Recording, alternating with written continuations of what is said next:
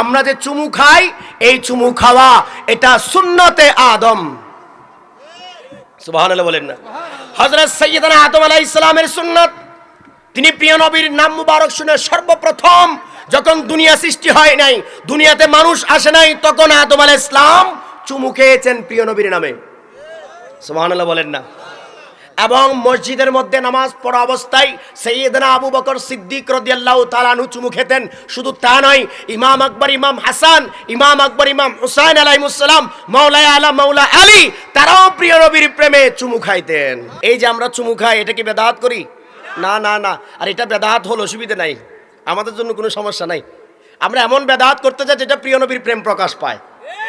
এই বেদাত প্রিয় নবীর প্রেম প্রকাশ করার কারণে যদি আল্লাহ বৃদ্ধ আঙ্গুল যাদের চোখে লাগাবে, তাদের ব্যাপারে প্রিয় নবী বললেন তাদের জন্য আমি সুপারিশ করব, এবং তাদের চোখের বলা মুসিবত দূর হয়ে যাবে। হুজুর কোথায় পাবো? এটা আপনারা পাবেন তাফসিরে জালালাইন, ইমাম জালালউদ্দিন সুয়ুতী রাহমাতুল্লাহ আলাইহির ঐতিহাসিক কিতাব। এটা প্রত্যেকটা মাদ্রাসায় পড়ানো হয় পাঠ্য আকারে, অর্থাৎ ক্লাসের পাঠ্যসূচির মধ্যে যেই বইটা লেখা থাকে, যে বইয়ের রেফারেন্স থাকে, যেই বই পড়তে হয়, সেই কিতাবের নাম তাফসিরে জালালাইন। এই তাফসিরে জালালাইনের হাশিয়ার মধ্যে এটার বর্ণনা এনেছেন যে প্রিয় নবীর নাম মুবারকে আমরা যে চুমু খাই, এটা সাধারণ আমল নয়, এটা নবী রাসূলদের আমল, সাহাবায়ে কেরামের আমল। তাহলে এই আমলটা করলে আমাদের লাভ না ক্ষতি? বলেন লাভ না ক্ষতি? যাদের ক্ষতি তারা না করুক, কিন্তু আমরা করতে যাব, আমরা করতেই থাকবো। যতদিন প্রাণ আছে দেহে ততদিন আমরা করব। জাহান্নামে যদি নিয়ে যাই তাহলে আফসোস নাই, আমরা বলতে পারবো হাসরের ময়দানে, ইয়া আল্লাহ ইয়া রাব্বাল আলামিন, আপনার প্রিয় নবীকে ভালোবেসে চুমু খেয়েছি, পৃথিবীর অন্য কাউকে ভালোবেসে নয়। তাহলে এই কারণে যদি জাহান্নামে দেন, আমাদের আফসোস নাই। আসলে কেউ জাহান্নামে যাবে না যারা প্রিয় নবীর প্রেমে চুমু খায়। ঠিক না বেঠিক? হয়তো করবেন না, হয় করবেন না, বলবেন যে আমি নবীর উম্মত না, আমি প্রিয় নবীকে ভালোবাসি না, প্রিয় নবীর ভালোবাসা আমার ভালো লাগে না, প্রিয় নবীর প্রেমের চুমু খাইতে আমি মন চাই না, এটা বলে স্পষ্ট বলেন, আমরা ধরে নেব আপনি মুনাফিক। আবার লেভেল লাগাবেন যে মুসলমান, মুমিন, সুন্নি দাবি করবেন, মানুষকে ধোঁকা দিবেন, এটা হতে পারবে না। যে কোনো একটা দিকে যাইতে হবে। ফারিকুম ফিল জান্নাহ ওয়া ফারিকুম ফিস সাঈর, দুইটা দল, আসহাবুল ইয়ামিন আসহাবুশ শিমাল, দুইটা দল, ডানপন্থী বামপন্থী, হক আর না হক, জান্নাতি আর জাহান্নামী, যে কোনো একদিকে যাইতে হবে, মাঝখানে কোনো পথ নাই। পথ আছে কয়টা? দুইটা। বলেন পথ কয়টা? দুইটা। আমরা হকের পথ ডানপন্থী, আসহাবুল ইয়ামিনের পক্ষে আমরা, অতএব আমাদের কোনো ভয় না। বলেন আমাদের কোনো ভয় নাই। দলিল আছে, তাফসীরের মধ্যে আছে। এটা আজকে যাকে প্রধান মেহমান বানিয়েছেন, দীর্ঘ 60 বছর ধরে যিনি এই এলাকাগুলোতে আসছেন, আল্লাহ রসুলের প্রেমের আলোচনা করছেন, তিনারই লিখিত বাংলা ভাষায় এই তাফসীরের মধ্যে অনেক ব্যাখ্যা রয়েছে। সবগুলোর ব্যাখ্যা, যেগুলো নিয়ে আজকে সমাজে বিভ্রান্তি চলছে, সব কিছুর সমাধান এই পবিত্র আল কোরআনের মধ্যে রয়েছে। সুবহানাল্লাহ বলবেন না? আর এই আল কোরআন বুঝি না বিদায় আমরা সমস্যায় পড়ে যাই। তাই আমাদের মুর্শিদ কেবলা আল্লাহর মহান বলি, আওলাদ রাসূল, আওলাদ বলি, যিনি আলেম নয় কেবল আলেম তৈরি করেন, যিনি মুর্শিদ নয় কেবল মুর্শিদ বানান, যিনি পীর নয় কেবল পীর তৈরি করেন, যিনি মুফতি নন মুফতি বানিয়ে দেন, যিনি মুফাসসির নন মুফাসসির তৈরি করেন, তিনি হলেন 109 বছরের বয়োজ্যেষ্ঠ আল্লাহর মহান ওলি আল্লামা হাফেজ কারি সৈয়দ সাইফুর রহমান নিজামী শাহ। সন্দেহ আছে? এই আল্লাহর মহান বলি আমাদেরকে বাংলা করে যাতে আমরা বুঝতে পারি, সব সমাধান পাই। কোরআন যে বলা হয়, তারাও কথা বলে কি, সকল সমস্যার সমাধান আল কোরআন বলে, কি বলে না? বিভিন্ন স্লোগান শুনেন না, আল কোরআনে সবকিছুর সমাধান আছে, কিন্তু আমরা জানি না। আমাদের অজ্ঞতার কারণে আমরা হয়তো অনেক কিছু ভুলে যাই, আমরা হয়তো মানুষের বিভ্রান্তির মধ্যে পড়ে যায়। তাই তাদেরকে অনুরোধ করব, এই তাফসীরটা একটু গ্রহণ করেন, তাফসীরটা পড়েন, সব কিছুর সমাধান পেয়ে যাবেন। আমরা যে চুমু খাই, এই চুমু খাওয়া এটা সুন্নতে আদম। সুবহানাল্লাহ বলেন না?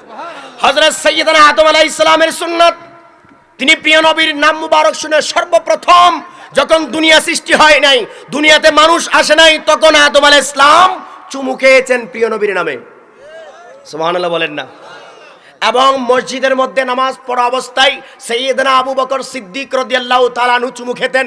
শুধু তা নয়, ইমাম আকবর, ইমাম হাসান, ইমাম আকবর, ইমাম হুসাইন আলাইহিস সালাম, মাওলা আলা মাওলা আলী, তারাও প্রিয় নবীর প্রেমে চুমু খাইতেন। সুবহানাল্লাহ বলবেন না? এবং প্রিয় নবী বললেন, যারা নামার নাম শুনে যাদের এই বৃদ্ধ আঙ্গুল স্পষ্ট, বৃদ্ধ আঙ্গুল যাদের চোখে লাগাবে, তাদের ব্যাপারে প্রিয় নবী বললেন, তাদের জন্য আমি সুপারিশ করব এবং তাদের চোখের বলা মুসিবত দূর হয়ে যাবে। হুজুর কোথায় পাবো? এটা আপনারা পাবেন তাফসিরে জালালাইন, ইমাম জালালউদ্দিন সুয়ুতী রাহমাতুল্লাহ আলাইহির ঐতিহাসিক কিতাব। এটা প্রত্যেকটা মাদ্রাসায় পড়ানো হয় পাঠ্য আকারে, অর্থাৎ ক্লাসের পাঠ্যসূচির মধ্যে যেই বইটা লেখা থাকে, যেই বইয়ের রেফারেন্স থাকে, যেই বই পড়তে হয়, সেই কিতাবের নাম তাফসিরে জালালাইন। এই তাফসিরে জালালাইনের হাশিয়ার মধ্যে এটার বর্ণনা এনেছেন যে প্রিয় নবীর নাম মুবারকে আমরা যে চুমু খাই, এটা সাধারণ আমল নয়, এটা নবী রাসূলদের আমল, সাহাবায়ে কেরামের আমল। তাহলে এই আমলটা করলে আমাদের লাভ না ক্ষতি? বলেন লাভ না ক্ষতি? যাদের ক্ষতি তারা না করুক, কিন্তু আমরা করতে যাব, আমরা করতেই থাকবো। যতদিন প্রাণ আছে দেহে ততদিন আমরা করব। তাই আপনাদের প্রতি অনুরোধ, আসুন আমরা মনোযোগ সহকারে প্রিয় নবীর প্রেমের দরুদ শরীফ পড়ি। আল্লাহুম্মা সাল্লি আলা নাবিয়িনা জোরে ওয়া আলা আলি